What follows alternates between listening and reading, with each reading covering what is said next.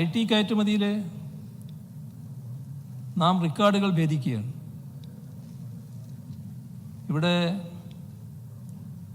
നമ്മുടെ IT പാർക്കുകൾ ലോക ശ്രദ്ധ നേടിക്കഴിഞ്ഞിട്ടുണ്ട്.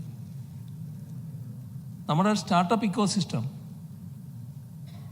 രാജ്യത്തിന് തന്നെ മാതൃകയാണ്.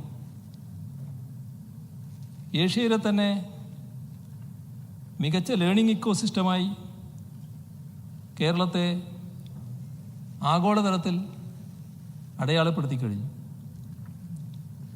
5000-ലധികം സ്റ്റാർട്ടപ്പുകളാണ് കേരള സ്റ്റാർട്ടപ്പ് മിഷന് കീഴിൽ കരുത്തുറ്റ നിലയിൽ ഇപ്പോൾ വളരുന്നത്. നൂതന ആശയങ്ങളുമായി വരുന്ന യുവാക്കൾക്ക് ലോകോത്തര നിലവാരമുള്ള ഇൻക്യുബേഷൻ സൗകര്യങ്ങളാണ് നാം ഒരുക്കുന്നത്.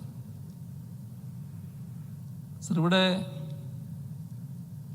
ഗിഫ്റ്റ് സിറ്റിക്ക് ചില പ്രശ്നങ്ങളുണ്ടായി. അവിടെ അതുകൊണ്ട് നാം ഉപേക്ഷിക്കുകയല്ല, ഇവിടെ പകരം സംവിധാനം ഒരുക്കാൻ നമ്മൾ നടപടികൾ സ്വീകരിച്ചു വരികയാണ്. സമുദ്രോൽപ്പന്ന പാർക്കുകൾ യാഥാർത്ഥ്യമാവുകയാണ്. വിഴിഞ്ഞം അന്താരാഷ്ട്ര തുറമുഖം നല്ല രീതിയിൽ പുരോഗതി പ്രാപിക്കുന്നു.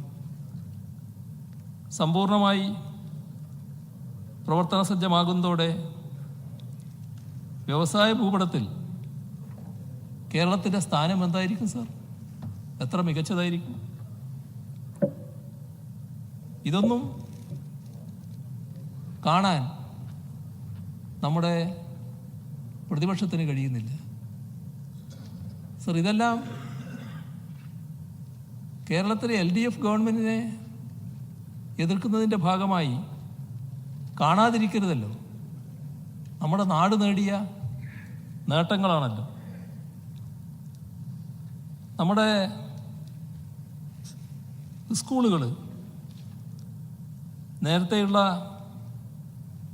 സ്കൂളുകളുടെ ദയനീയ സ്ഥിതി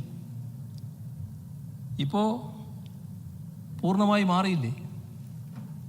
ഹൈടെക് സ്കൂളുകളും സ്മാർട്ട് ക്ലാസ് റൂമുകളും നമ്മുടെ കേരളത്തിൽ സ്ഥാപിതമായല്ലോ. അപ്പോൾ ഈ സർക്കാർ എന്ത് ചെയ്തു എന്ന് ചോദിക്കുമ്പോൾ അവർ അതിന് മറുപടി പറയും. സർ, നമ്മുടെ നാടിൻ്റെ പല ദുരനുഭവങ്ങളില്ലേ? ഇവിടെ സ്കൂളിൽ പഠിക്കുന്ന കുട്ടികൾ നിശ്ചിത ദിവസങ്ങളുണ്ടല്ലോ സ്കൂൾ തുറക്കുന്നതിനൊക്കെ. ആ കുട്ടികൾക്ക് പുതിയ ക്ലാസ്സിൽ ചേരുമ്പോൾ പാഠപുസ്തകങ്ങൾ വേണ്ടേ? സർ, ഒരു കാലത്ത് ഇവിടെ പാഠപുസ്തകങ്ങൾ കിട്ടിയിരുന്നില്ലാലോ. പാഠപുസ്തകങ്ങൾ ഇല്ലാത്തത് കൊണ്ട് ആ കുട്ടികൾക്ക്